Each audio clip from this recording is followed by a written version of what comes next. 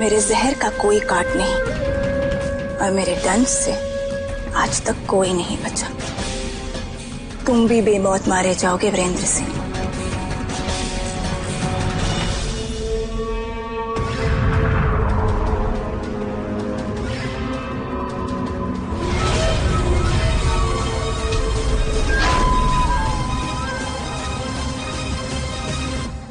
मैं नहीं जानता था कि हमारे दरमियान ये फासले यूं छोटे हो जाएंगे। फासले बनाए रखिए। नजदीकियां खामोशी के आलम में कुछ कुछ कहती हैं। अच्छा, हम तो आपसे ये भी नहीं कह पाए।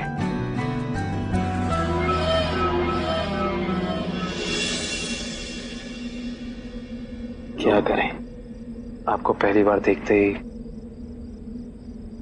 दिल जो हार बैठे। मोहब्बत का उसूल ही यही है, दिल हार कर ही तो दिल जीतते हैं।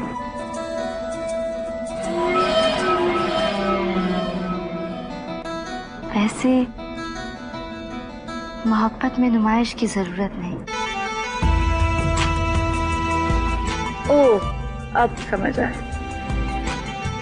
तब खूंखार थे, दिल में मोहब्बत के जज्बात आए होंगे पर जुबान तक नहीं आए। बात निकली होगी पर दूर तक नहीं गई।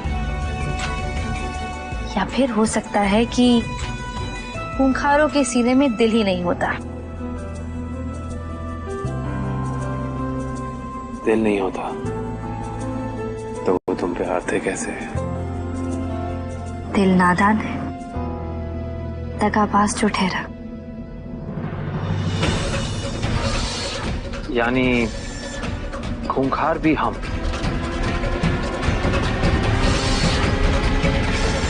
और दगाबाज दिल भी हमारा।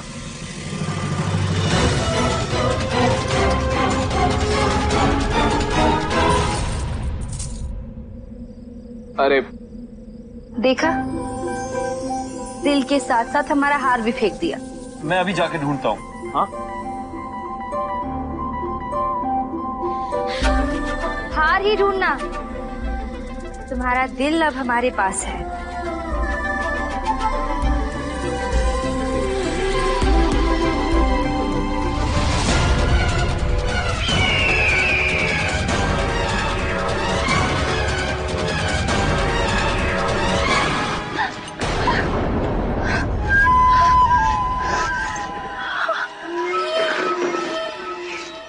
बाज मुझ पे हमला क्यों कर रहा है?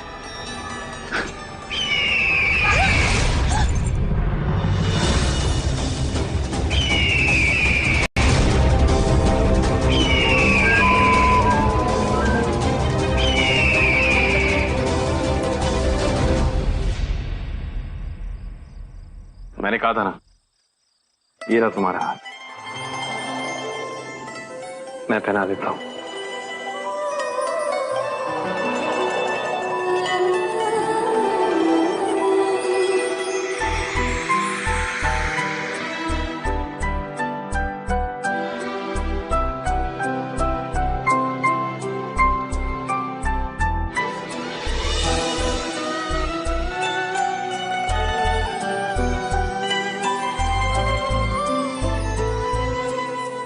राजकुमारी जी,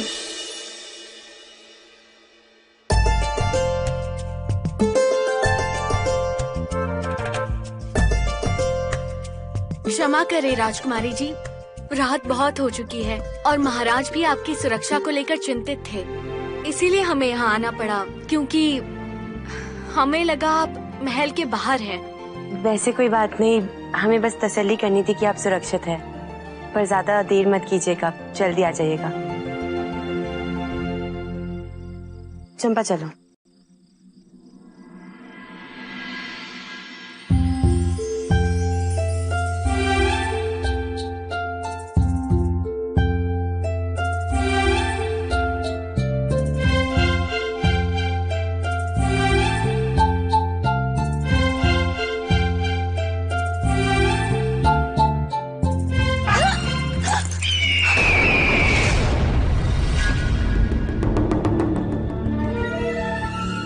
किसकी आवाज है?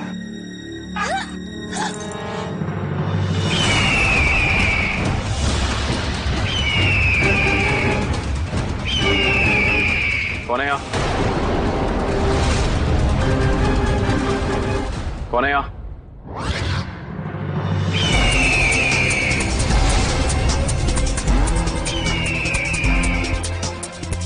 खुदा बख्श, जाने दो उसे। वो बिच्छू तुम्हारा आहार नहीं है, जाने दो उसे। युवराज, आप खुदा बख्श पे क्यों नाराज हो रहे हैं?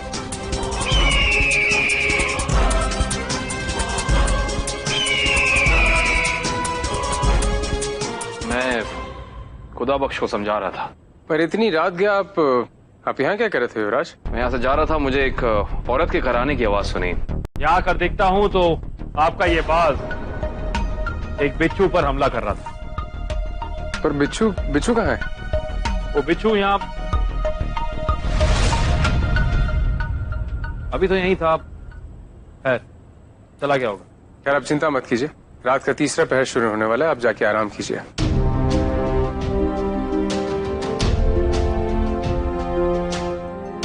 शाबाश खुदा बख्श। युवराज की सुरक्षा के लिए तुम ऐसे ही उन पर नजर बनाए रखो।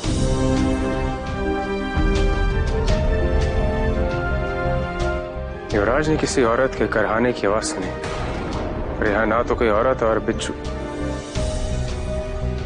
यहाँ पे बिच्छू आया कहाँ से?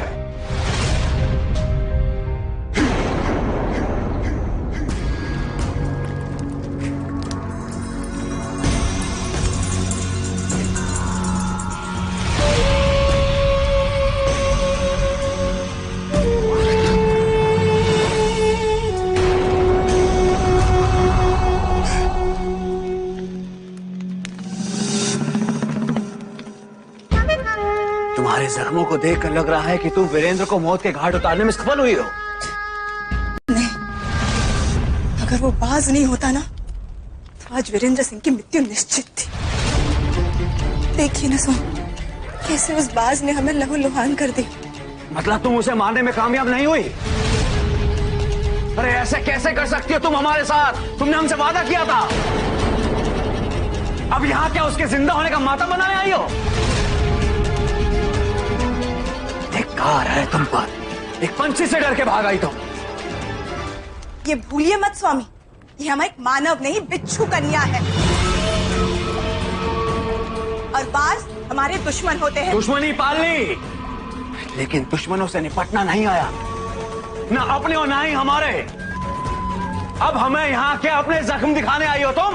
मैं वहां से भाग नहीं रही थी, सामना कर रही थी उस बाज का। वो तो वीरेंद्र सिंह आ गए और उसने उस बाज को भगा दिया। लहूलुहान हो गए थे तो वहां से हमें निकलना पड़ा।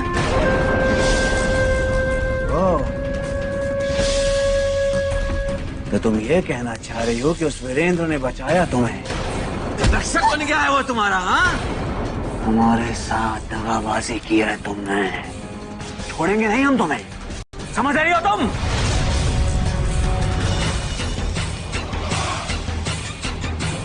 शिवदत्त,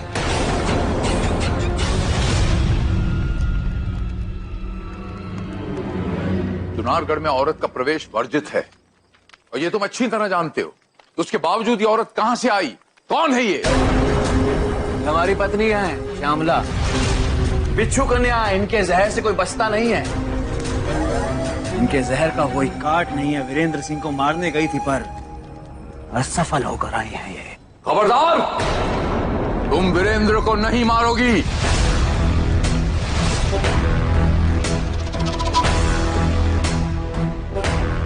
ये मारीच का साम्राज्य है, यहां सिर्फ मारीच का राज चलता है और उसी के आदेश का पालन होता है। और मेरा आदेश यह है कि मेरे अगले आदेश का इंतजार किया जाए। मैं बताऊंगा तुम्हें कि आगे की रणनीति क्या है और उसका पालन कैसे करना है। जिस कुत्ते को मैंने पाल पोस के इतना बड़ा किया, आज वही मेरे सामने गुर्रा रहा था। उसकी नजरें मेरे सामने उठती नहीं थी, आज मुझे उसके सामने घुटने टेकने पड़े। कैसी विडंबना है ये मेरे देव! कैसा है ये विधि का विधान? क्या वो मुझसे बड़ा हो गया या खुद मैंने उसे इतना बड़ा बना दिया?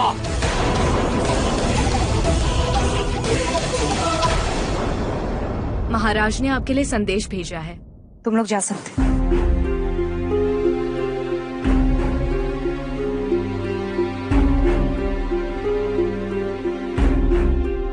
आशा करता हूँ आप कुशलता से होंगी। मैं आपको नौगढ़ पधारने के लिए सादर आमंत्रित करता हूँ, क्योंकि हम आपको यहाँ एक बड़ी खबर सुनाना चाहते हैं।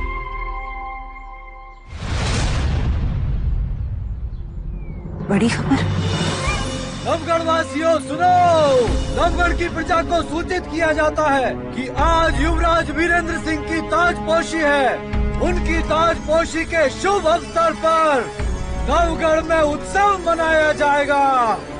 सुनो सुनो सुनो कि आज युवराज वीरेंद्र सिंह का ताजपोशी है।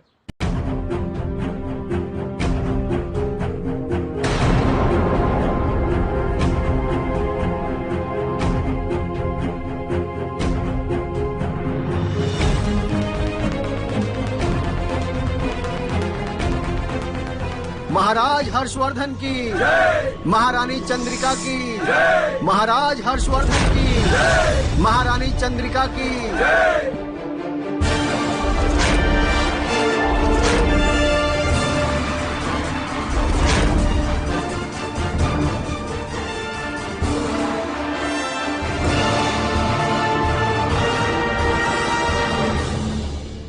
समझ नहीं आ रहा। जो हमने देखा वो अतीत का एक सत्य है या हमारी कल्पना मात्र?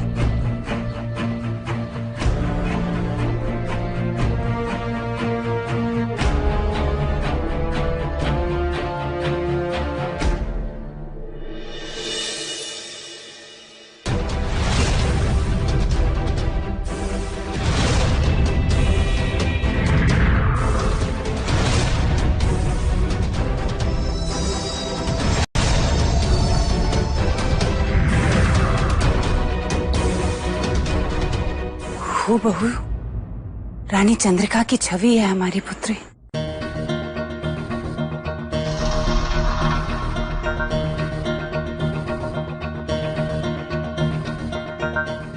आइए महारानी रत्नगर्भा, नवगढ़ में आपका स्वागत है। आप बिल्कुल सही वक्त पे आई हैं। हमारे पुत्र युवराज वीरेंद्र का आज राज अभिषेक हो रहा है। हम आपको बहुत याद कर रहे थे माँ। अच्छा हुआ आप आ गई। आते कैसे नहीं, तुमसे ज्यादा तो हम उतावले थे तुमसे मिलने के लिए। मगर यहाँ मगर क्या, कोई परेशानी है माँ? नहीं, कुछ नहीं, कोई परेशानी नहीं। और तुम बिल्कुल चिंता मत करो। चलो अंदर चलते हैं। चलिए। जी।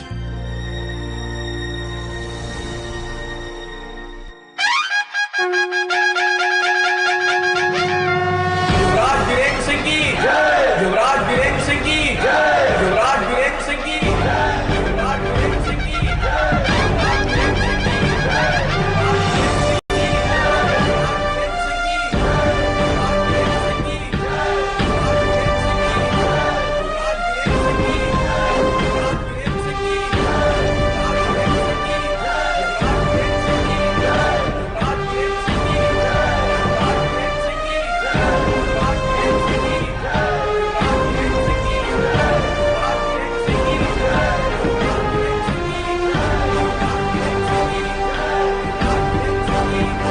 युवराज वीरेंद्र सिंह की युवराज वीरेंद्र सिंह की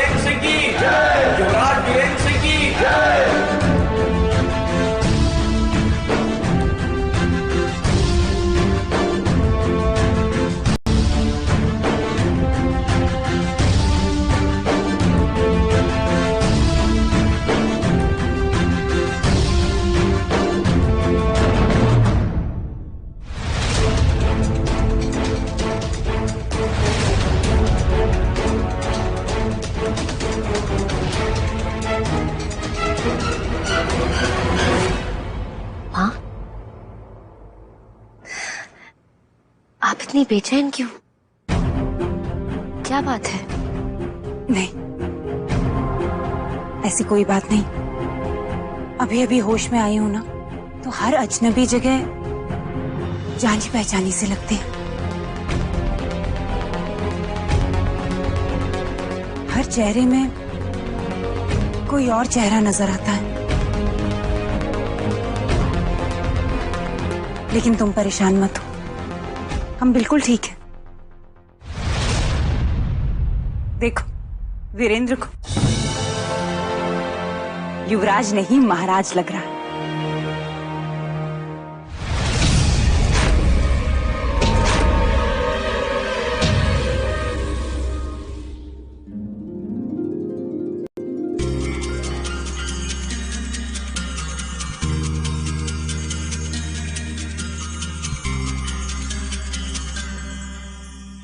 युवराज वीरेंद्र, नौगढ़ की सारी प्रजा अपने नए युवराज से मिलने को, उसके दर्शन को आतुर हो रही है।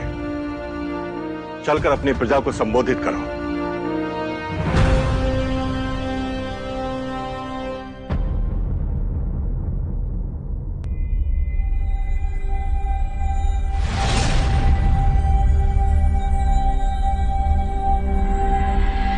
अतीत की वो आकृति दिखाओ जिसकी झलक बार बार मेरी आंखों के सामने उभर रही है।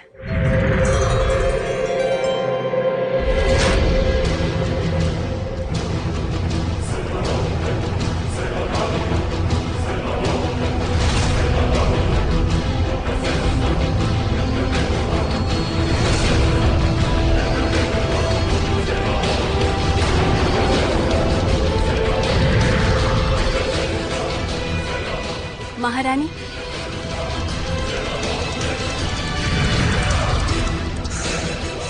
महाराज ने आपको याद किया है। वो शायद राजकुमारी चंद्रकांता के विवाह के संबंध में आपसे कुछ बात करना चाहते हैं। जरूर इस मंदिर में चंद्रकांता और वीरेंद्र से जुड़ा कोई रहस्य छुपा है।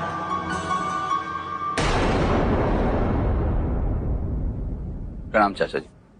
हाँ जयदीप, बोलो। शिवदत्त के 3 वफादार जो हमारी कैद में थे, वो हमारी कैद से भागने में सफल हो गए। ये कैसे संभव है? इतनी सुरक्षा के बीच? मुझे लगता है कि कोई तो हमारे बीच का है जो उनकी मदद कर रहा है, जो इस महल के चप्पे चप्पे से वाकिफ है। इसका मतलब है कि शिवदत्त के वफादार अब भी इस महल में मौजूद हैं। महाराज की जय हो। महाराज, सुंदरगढ़ के राजा गिद्धा सिंह का ये संदेश आया है। गिद्धा सिंह का संदेश? इतने सालों बाद मुझे कैसे याद किया?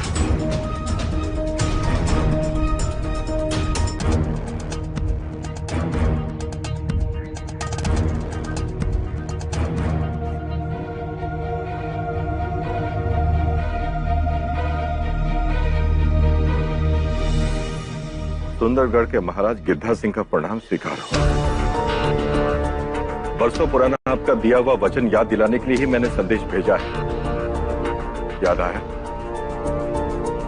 महाराज, समय आ गया है आप अपने दिए हुए वचन को पूरा करें।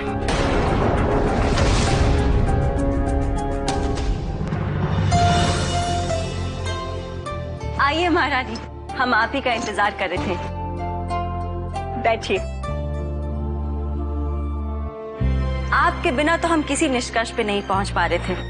अब देखिए ना, महाराज जयसिंह जी का कहना है कि वो विजयगढ़ जाने के बाद ही राजकुमारी का रिश्ता भेजेंगे। सच कहें तो युवराज के विवाह के लिए अब हम और इंतजार नहीं कर सकते।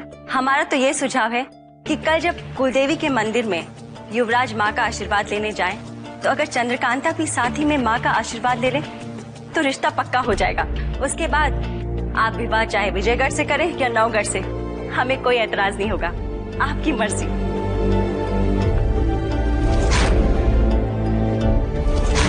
वैसे इससे अच्छी बात भी क्या हो सकती है? युवराज वीरेंद्र और चंद्रकांता एक दूसरे को चाहते भी हैं।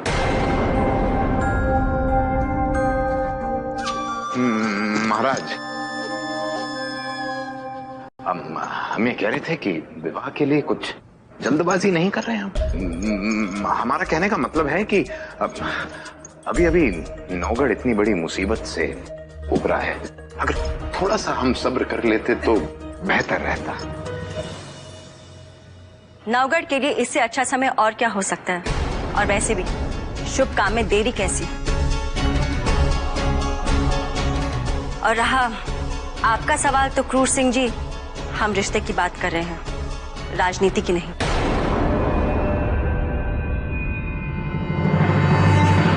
वैसे हमारा तो ये मानना है कि अगर आप लोगों की अनुमति हो तो कल ही कुलदेवी के मंदिर में युवराज और राजकुमारी के विवाह की घोषणा कर देनी चाहिए।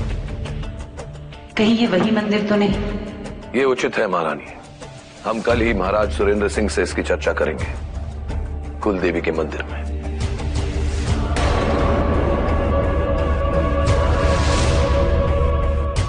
वल्ला कली को खिलाएं हम और फूल कम वक्त कोई और ले जाए, ये हम कैसे होने देंगे?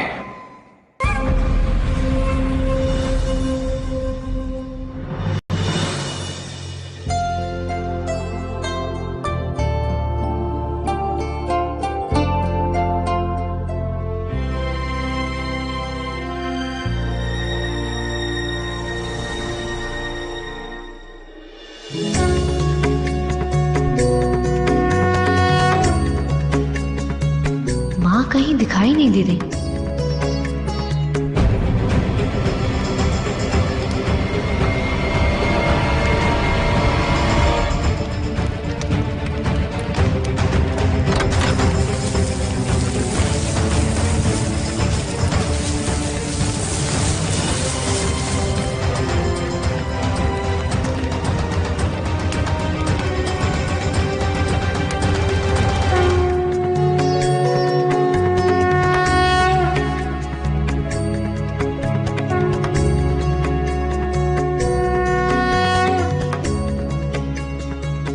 बोलो माता रानी की जय। युवराज, आगे की पूजा आरंभ करते हैं। चंद्रकांता, आप भी युवराज के साथ जाइए।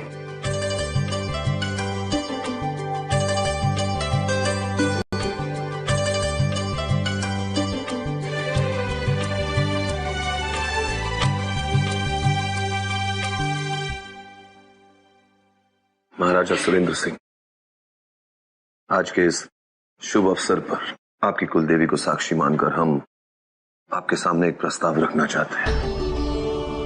जी कहिए। कई वर्षों से हम दोनों के राज्य मित्र राज्य रहे हैं। हम सोच रहे हैं कि क्यों ना इस मित्रता को रिश्ते की डोरी में बांधा जाए। हमारी पुत्री राजकुमारी चंद्रकांता और आपके पुत्र युवराज वीरेंद्र सिंह एक दूसरे को पसंद भी करते हैं, तो क्यों ना हम उन दोनों का विवाह करते हैं। आपने तो हमारे मुंह की बात छीन ली। क्षमा कीजिएगा महाराज जय सिंह, किंतु ये रिश्ता नहीं हो सकता।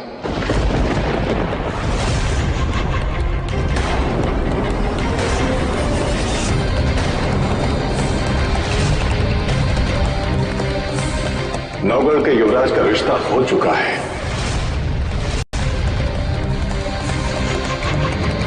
वर्षों पहले ये रिश्ता सुंदरगढ़ की राजकुमारी तारामती के संग किया जा चुका है।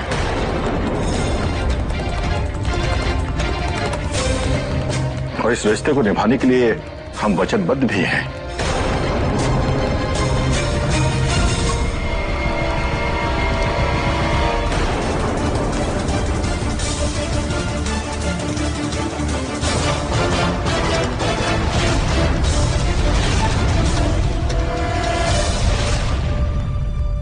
पर महाराज, वीरेंद्र और चंद्रकांता एक दूसरे को चाहते हैं, प्यार करते हैं एक दूसरे से। ये बात हमें पहले नहीं पता थी जय सिंह जी, किंतु अब उन्हें अपने प्यार को भुलाना होगा। नौगढ़ के युवराज का रिश्ता तो बचपन में ही तय किया जा चुका है जय सिंह जी। सुंदरगढ़ वालों को हमने अपनी जुबान दी है और जुबान से मुकरना हमारी फितरत नहीं।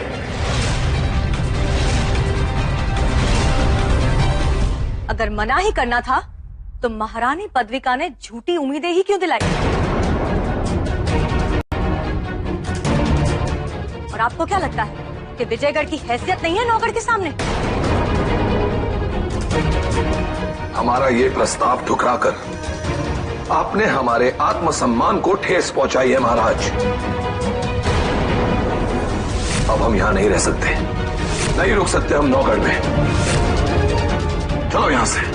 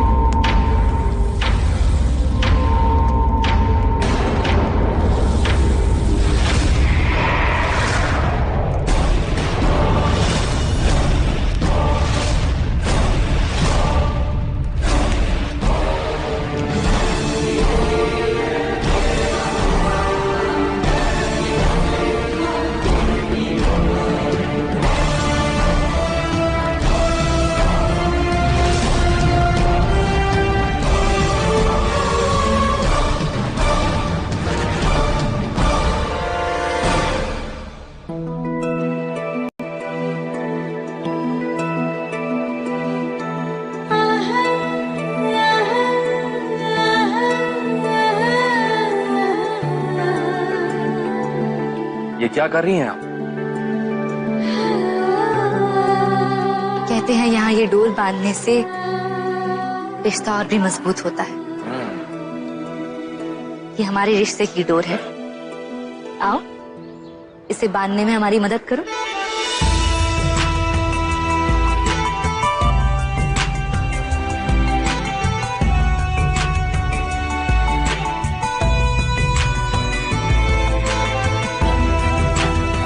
चलिए।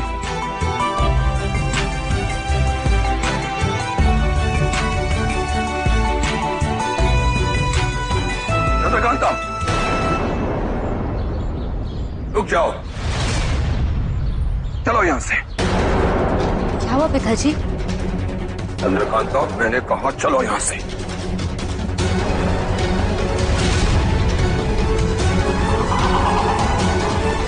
रुकिए महाराज, मेरी मानिए तो जल्दबाजी मत कीजिए। नाराजगी में लिया गया फैसला अक्सर गलत होता है। मैं बात करूंगी महाराजा सुरेंद्र सिंह से। शायद मैं एक रास्ता निकाल सकती हूँ।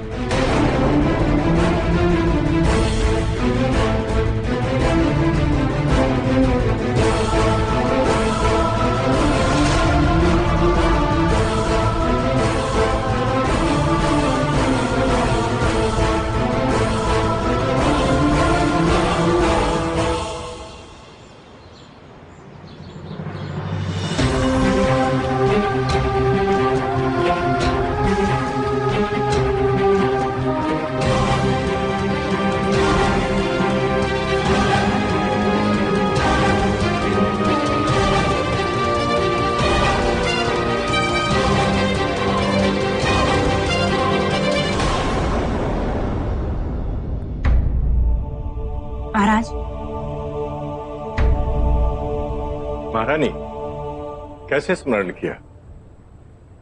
महाराज, आप नियति के खिलाफ नहीं जा सकते। भाग्य ने उन दोनों का मिलना निश्चित किया और इसीलिए उनका पुनर्जन्म हुआ है। पुनर्जन्म? जी महाराज। युवराज वीरेंद्र सिंह और चंद्रकांता, उनका जन्म तिलिस्म की शक्तियां प्राप्त करने के लिए हुआ।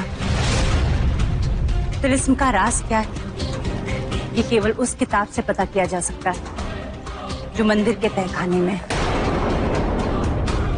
किंतु अद्भुत बात यह है कि उस किताब को सिर्फ वो पढ़ सकता है जो पिछले जन्म में राजा हर्षवर्धन या महारानी चंद्रिका थे।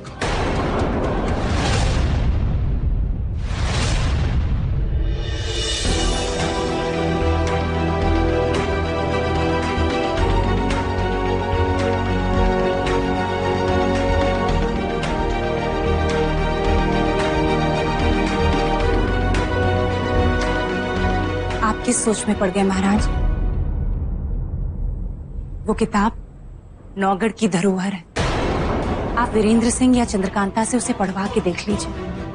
आपको तिलिस्म का राज भी पता चल जाएगा और आपको ये भी पता चल जाएगा कि वीरेंद्र सिंह और चंद्रकांता ही महाराज हर्षवर्धन और चंद्रिका थे। आपने तो मुझे बड़ी दुविधा में डाल दिया महारानी। ये मामला बेहद पेचीदा है। मुझे थोड़ा सोचने का वक्त दीजिए। बस एक निवेदन है आपसे, जब तक मैं वीरेंद्र या चंद्रकांता से एकांत में बात न कर लूं, आप इस राज को राज ही रहने दें। जी।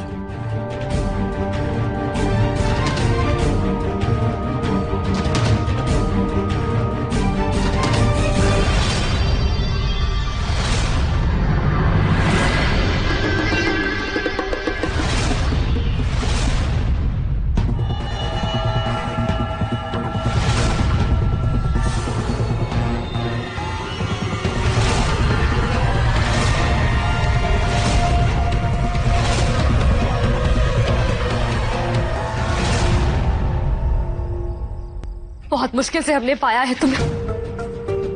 अब नहीं खो सकते। क्यों तुम्हारे पिताजी हमें अलग करना चाहते? क्या मजबूरी हो सकती है उनकी? और जो भी मजबूरी है वो हमें बताते क्यों नहीं? सुंदरगढ़ के एहसानों के बदले हम विजयगढ़ का खजाना लुटाने को तैयार हैं।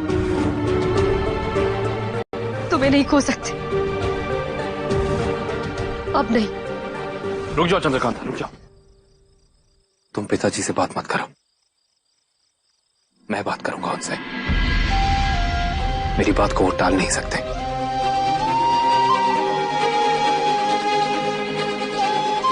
देख लो वीरेंद्र,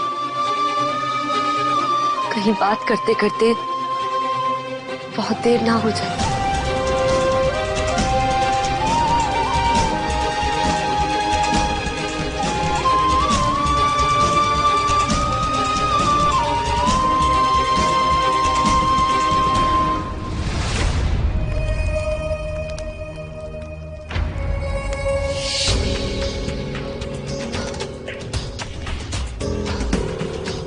युवराज वीरेंद्र सिंह, हमें आपसे बहुत जरूरी बात करनी है। आपको भी हमारे साथ चलना होगा। महारानी रत्नगर्भा, ऐसी कौन सी बात है जो आप... अभी कोई सवाल मत कीजिए, बहुत गंभीर बात है।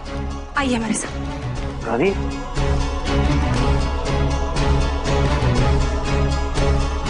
राजकुमारी चंद्रकांता, प्रणाम।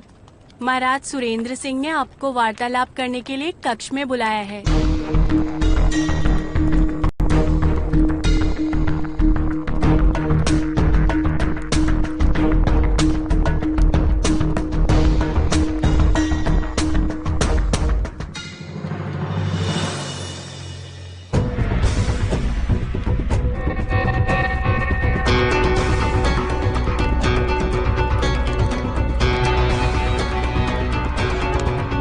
इतनी रात को चंद्रकांता महाराज के कक्ष में क्यों जा रही है? आखिर बात क्या है?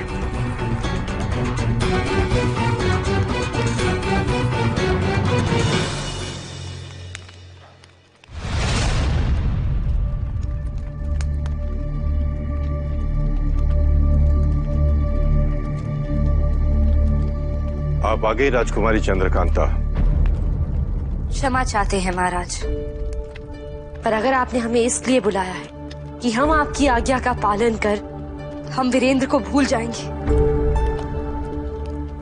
तो ऐसा नहीं होगा।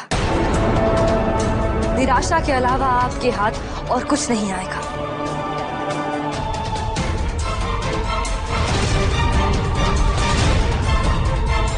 सच कहा चंद्रकांता, अंत में हमारे हाथ केवल निराशा और दुख ही आने वाला है।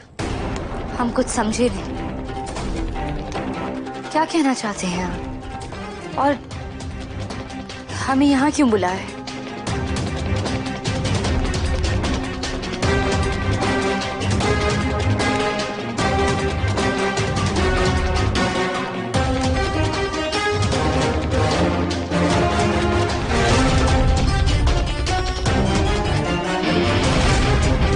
ये क्या है?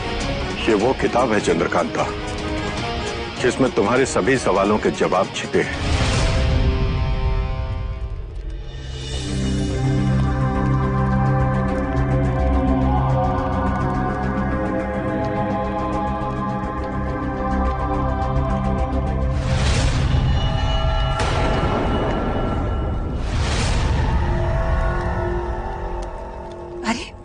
तस्वीर और किताब कहाँ गई?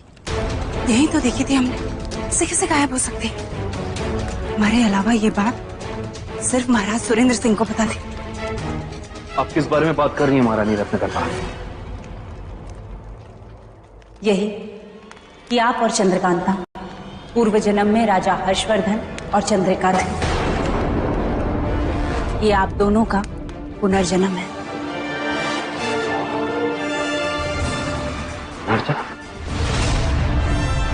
पुनर्जन्म? हाँ,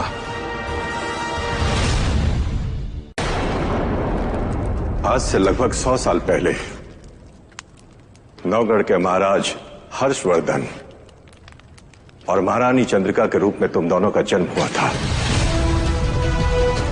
किंतु नौगढ़ के राज इतिहास में उस कालखंड को एक स्वर्णिम काल के रूप में याद नहीं करता है, और इसकी वजह है कि महाराजा हर्षवर्धन और महारानी चंद्रिका ने एक तिलिस्म के पीछे पूरे नौगढ़ को झोंक दिया था।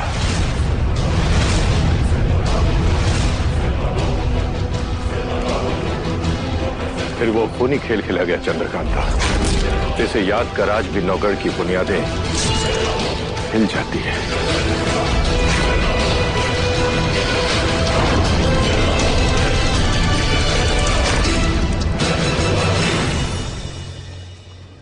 पर आप हमें ये क्यों बता रहे हैं? क्योंकि मैं नहीं चाहता कि वो खूनी इतिहास अपने आप को फिर दोहराए। एक तरफ आप दोनों का पुनर्जन्म और दूसरी तरफ इस किताब का मिलना मुझे किसी बहुत बड़े अनिष्ट का संकेत लग रहा है चंद्रकांता। इस किताब में तिलिस्म का वो रहस्य छिपा हुआ है जिसे सिर्फ आप या वीरेंद्र ही पढ़ सकते हैं। मुझे कुछ नहीं पता कि इसमें क्या लिखा हुआ है, और इसलिए आज मैं ये चाहता हूं कि इस किताब को आप पढ़ें, और अगर आपको इसमें किसी दुर्घटना का संकेत मिले तो आपको वचन देना होगा चंद्रकांता कि आप ये बात वीरेंद्र को नहीं बताएंगे। चंद्रकांता, बरसों बाद हमारा बेटा, हमारे दिल का टुकड़ा हमें वापस मिला है। हम नहीं चाहते कि हम उसे दोबारा खो दें। वचन दो राजकुमारी।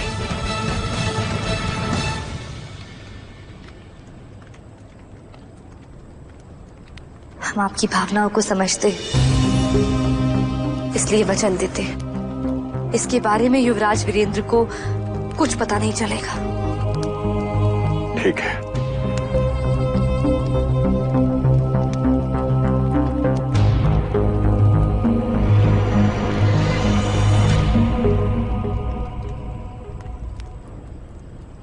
अब आप इस किताब को पढ़कर तिलिस्म के रहस्य को उजागर कीजिए।